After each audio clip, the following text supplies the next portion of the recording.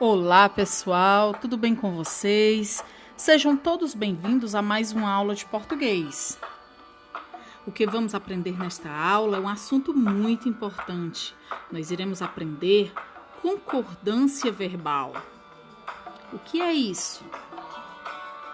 Não se assustem, pois a concordância verbal nada mais é que uma harmonia sintática entre o sujeito e o verbo. Harmonia sintática? Continuam sem entender? Então, vamos iniciar nossa aula ouvindo uma música chamada Inútil, Traje a Rigor, para começarmos a entender o que é essa tal de harmonia sintática. Vamos ouvir?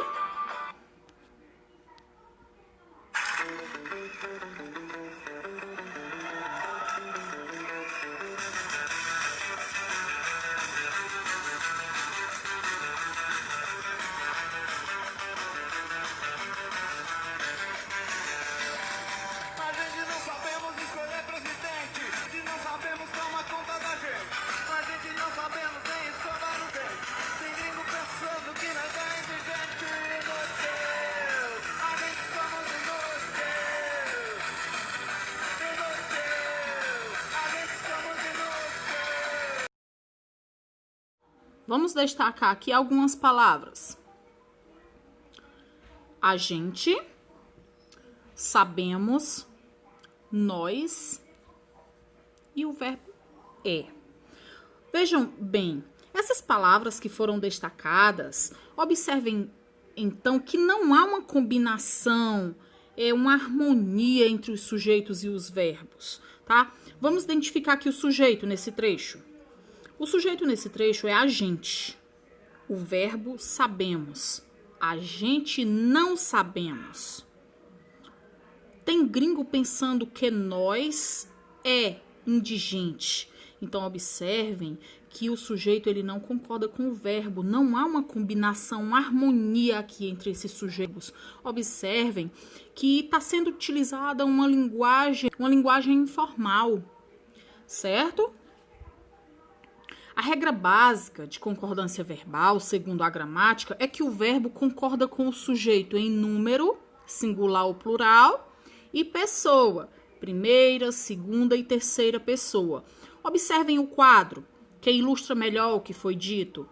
Observem as pessoas, né? Primeira, segunda e terceira pessoa. Primeira pessoa, no singular, eu, no plural, nós. Qual é a função? Quem fala. Na segunda pessoa, no singular, tu, no plural, vós. A função com quem se fala. E na terceira pessoa, ele ou ela, no plural, eles ou elas, e a função de quem se fala. Não é? Retomando a letra da música, temos então, a gente não sabemos escolher presidente. Tem gringo pensando que nós é indigente. Se seguirmos o que orienta a gramática normativa, aquela usada na escola, a letra da música ficaria: a gente não sabe escolher presidente. Tem gringo pensando que nós somos indigentes. Então, pessoal, observem que os termos que estão em verde são o sujeito da oração e em azul os verbos.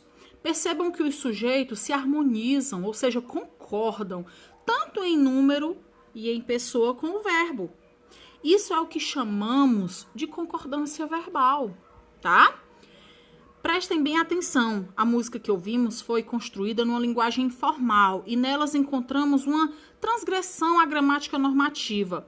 São expressões como a gente somos inútil, tem gringo falando que nós é indigente, que não podemos classificá-las como erradas, pois são variantes populares, ou seja, uma linguagem usada no dia a dia, sem preocupação com regras gramaticais. O que nós devemos é escolher o momento adequado para utilizarmos uma ou outra. Não podemos ir a um casamento de camiseta e sandálias, não é verdade? Nem a uma praia de fraque para tomar banho de mar. Assim é a nossa língua.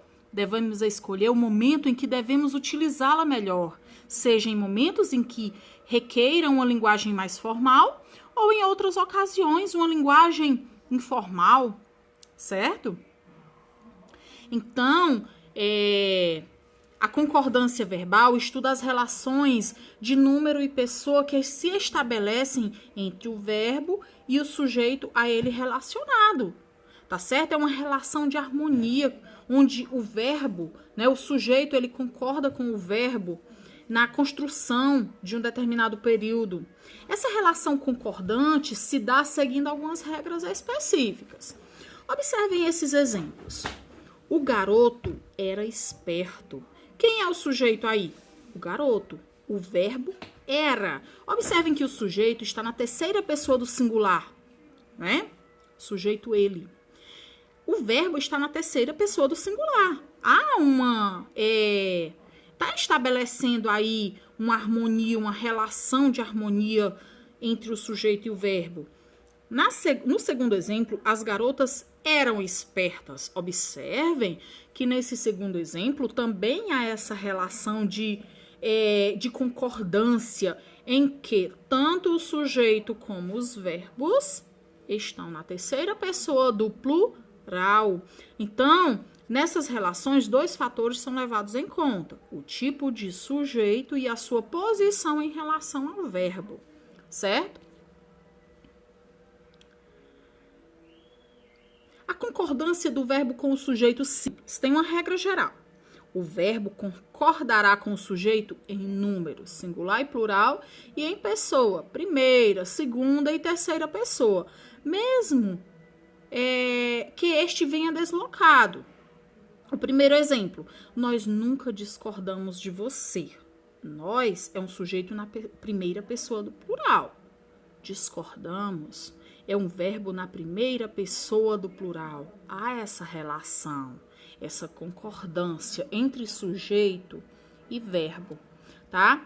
O sujeito simples é aquele que possui um único núcleo, isto é, uma única palavra principal. Aí nós temos aqui sobre o segundo exemplo, que o núcleo do sujeito nunca é determinado por preposições, que são de, em, com, etc. Mas vamos chegar até ele. Exemplo: sumia na estrada poeirenta a última boiada da fazenda. Sumia um verbo na terceira pessoa do singular, né? Boiada é um sujeito na terceira pessoa do singular. Observem aqui que não importa a posição do verbo, se ele vem antes ou depois do sujeito simples. A concordância é sempre feita com o núcleo dele. Observem que aqui tanto o verbo que vem antes do sujeito, né? Há uma relação concordante. Ambos estão na terceira pessoa do singular, ok? Concordância do verbo com o sujeito composto. Quando o sujeito composto estiver posicionado antes do verbo, ele ficará no plural. Por exemplo, o ônibus e o caminhão deslizaram na pista. Ônibus e caminhão são sujeito composto, né? Estão posicionados antes do verbo, certo? Verbo no plural. O sujeito composto, pessoal, é aquele que apresenta dois ou mais núcleos. No caso aqui, o ônibus e o caminhão. E como estão falando de dois veículos, o verbo deve estar no plural, né? Uma observação é que o verbo pode ficar no singular principalmente em dois casos: quando os núcleos são sinônimos e quando formam uma enumeração gradativa. Exemplo 1. A paz e a tranquilidade reinavam naquele lugar. A angústia, a inquietação e o desespero o dominou ou o dominaram. Quando o sujeito composto estiver depois do verbo, este poderá concordar com o mais próximo ou ficará no plural. Foi ao parque de diversão o filho, a mãe e o pai. O verbo está na terceira pessoa do singular, concordando com o filho. O sujeito composto, né, que vem depois do verbo, que é composto pelo filho, a mãe e o pai, composto aí por 3 núcleos. O segundo exemplo: foram ao parque de diversão o filho, a mãe e o pai. Nesse caso, o verbo na terceira pessoa do plural está se referindo aos 3 sujeitos na oração. Sujeito composto depois do verbo, certo? Quando o verbo for constituído por pessoas gramaticais diferentes, ele ficará no plural. Se a primeira pessoa, eu e nós, faz parte do sujeito, o verbo ficará na primeira pessoa do plural, nós. Por exemplo, você, sua prima e eu iremos ao cinema. O sujeito formado por pessoas gramaticais diferentes com a presença da primeira pessoa, eu, né? Observem que o verbo na primeira pessoa do plural, nós, você, sua prima e eu iremos ao cinema. E se a primeira pessoa, eu e nós, não faz parte do sujeito, o verbo ficará na segunda pessoa do plural, vós, ou na terceira pessoa do plural, vocês. Por exemplo, tu e teu amigo ficareis aqui em casa. Tu e teu amigo ficarão aqui em casa. Quando os núcleos do sujeito vierem ligados pela conjunção ou, o verbo ficará no singular. Se houver ideia de exclusão, se houver ideia de inclusão, o verbo irá passar para o plural. Pedro ou Antônio será o presidente do clube, né? Uma exclusão.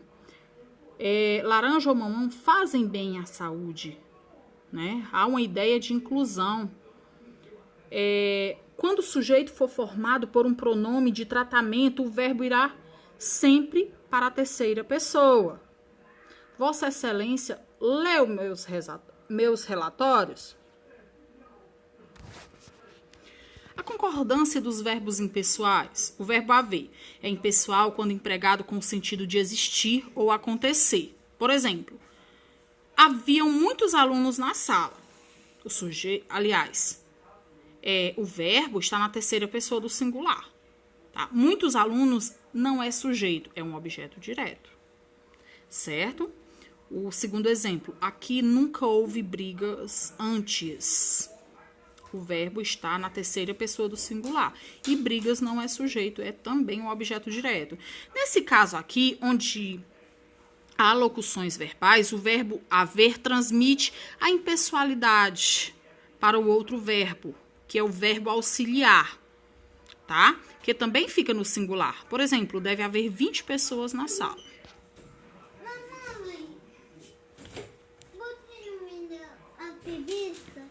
Olha, uma observação é que o verbo haver com sentido de existir é impessoal.